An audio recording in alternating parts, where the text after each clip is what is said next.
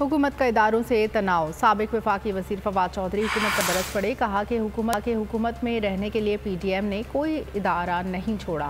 अपने ट्वीट में साबिक वफाकी वज़ीर ने कहा कि ये लोग इंतखाबात से बचने के लिए सुप्रीम कोर्ट के खिलाफ मुहिम चला रहे हैं।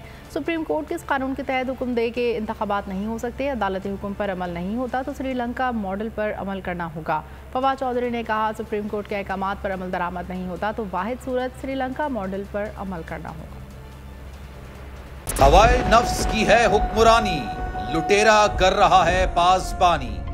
बोल न्यूज के मार्केटिंग हेड आकाश राम ताहा लापता, तफ्तीशी इदारे जवाब देने से कासिर। अहले खाना परेशान, बेटे की जुदाई में माँ गम से निढाल। जो बच्चो हिंदू पर आए थे जो पाकिस्तानी, मुझे मेहरबानी करे पंहिंजो आकाश वापस कयो।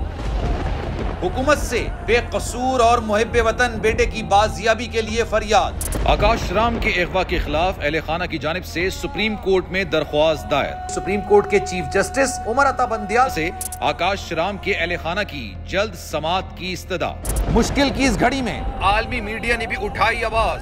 CNN, आज तक, इंडिया टुडे, टाइम्स नाउ समेत आलमी मीडिया ने आकाश राम के अगवा के खिलाफ दिया बोल का साथ। उफ क्या जुल्म है, बोल इंसाफ का मुंतजिर।